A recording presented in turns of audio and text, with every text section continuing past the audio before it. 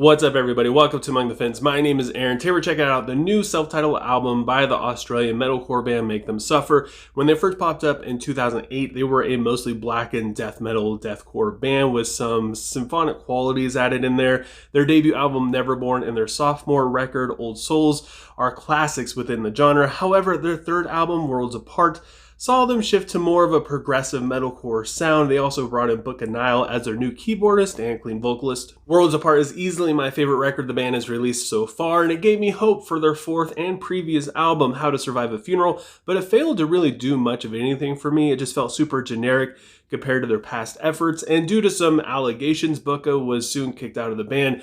It was something that both parties agreed on, that Booka and Make Them Suffer did not want her allegations to be something that was associated with Make Them Suffer, which is a pretty smart move for both parties. And then they announced that Alex Reed was going to be her replacement, and they released the first new single for this record, titled Doomswitch, which is a term that online poker players use, and they claim that there's an integrated part within the system that they're using that infers bad luck onto certain players. Vocalist Sean Hermanez said that sometimes it feels like somebody flicked the doom switch on in his life because bad luck seems to just follow him wherever he goes. The song has a really aggressive verse with distorted vocals, but it does feel kind of generic. The dual vocals in the pre-chorus is really sick, and the clean vocals in the chorus sound really good, especially with the powerful drums.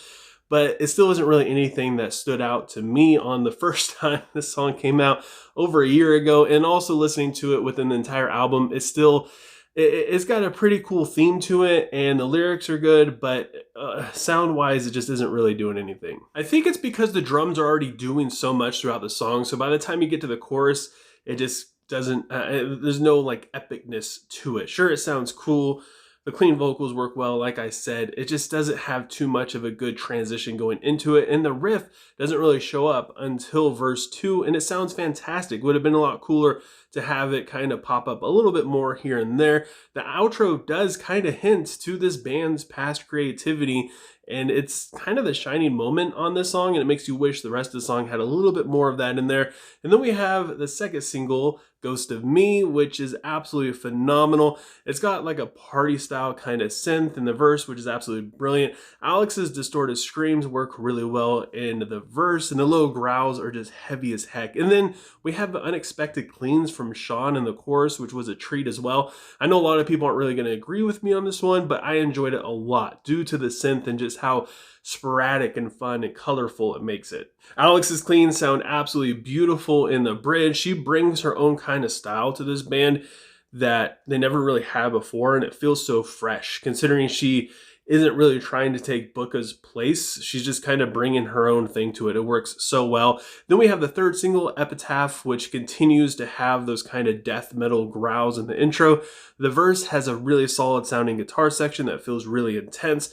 The chorus is all right. The melody feels just a little too familiar, and again, the vocals and drums are just a little too cliche. The heavier parts are definitely the more redeeming sections of this song. Then came Oscillator, which is the fourth single that was released for this album. I feel like this one's kind of hit or miss. It's made for more of a live setting. The verses are okay, the pre-chorus gets a little bit better, and then the best part is definitely the chorus. It just brings the perfect kind of energy for the lyrics. The subject of screen time hits really hard, and that's probably my favorite aspect of this song.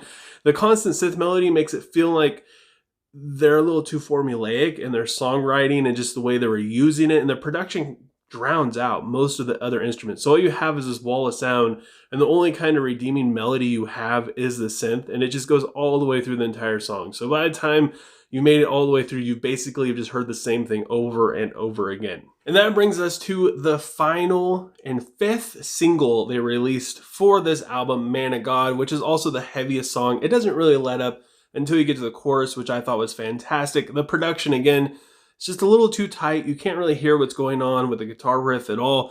And when you do, it does sound good, and it makes you wish you could hear a little bit more of it. The breakdown, to me, should have been longer because it's something you're going to want to keep going back to, and it felt like they didn't really know how to place it in there, but it sounded so good, and I felt like if it would have went on for just one more bar, it would have been enough. And then we get to the actual opening track for this album, which is titled The Warning, which is just a 1 minute long instrumental that sets you up for the second song, Weaponized. It has a really catchy riff, but it does feel pretty modernized. The chorus has this feeling of lightness to it in the atmosphere, thanks to the cadence in the vocals. The outro is really good thanks to the vocals, because the music is just a basic riff, if we're going to be honest. Then we have No Hard Feelings, which changes things up quite a bit. I absolutely love the constant stream of instrumentation with the vocals that kind of just lull you away. I really enjoyed their experimentation on this song. The melody in the chorus leaves you wanting more. But again, the production and the drums, it takes it away. The drums are carrying too much, and the production makes it to where the actual instruments aren't really able to be heard. So when you get to the chorus or any other transitions into this song, since it's just a wall of sound, all you get is just the drums that you can kind of really have as your focal point. And since they're doing a lot throughout this song, you don't really get that punch that you're expecting, that huge impact from the chorus that you're really hoping to get. Which is kind of sad, because the emotion is so thick on this song and it's felt the most in the chorus, and I feel like the production kind of ruins that. And then we have the song Venusian Blues, which is my favorite track off of this album. Has a fantastic intro thanks to the Deftones inspired melodic riff and the very powerful drums. The chorus is euphoric in a perfect way thanks to the clean vocals. As far as production and their songwriting goes on this album, I feel like this is as good as it's possibly going to get. The aggression in the verses mixes so well with the free-falling chorus. I just wish that this song was 1 minute longer. It's one of the shorter songs on this album, being like 2.5 minutes or so. So for me personally, I just wanted so much more of this. The song Tether has a real strong djent feel to it thanks to the dissonance and just the overall rhythm, which is super powerful. They keep that going into the chorus, and the chorus does feel a little too familiar. The hook and the melody, they just sound like something I've heard before. I can't put my finger on it, but there's an older song, early 2000s probably, where I feel like they kind of copied that or got their inspiration for this song. Otherwise, the song is super fun. It's very colorful, especially the outro where the synth gets really creative and it kind of takes over. And I feel like they really let, again, their creativity shine on this one. A lot of people might not like it, but, you know, it wasn't really a negative for me. Small Town Syndrome is the closing track for this album, and it's also the peak of the album in terms of energy. The lyrics sum up the theme of this album really well, of mental health struggles and having really bad coping mechanisms.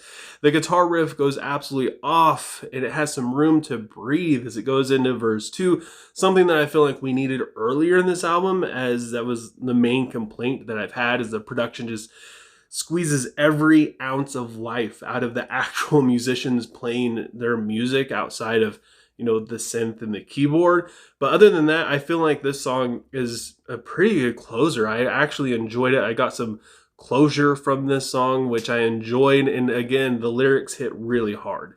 I enjoyed this record a lot more than I thought I was going to, surprisingly more than How to Survive a Funeral, which I know a lot of people are going to disagree with me.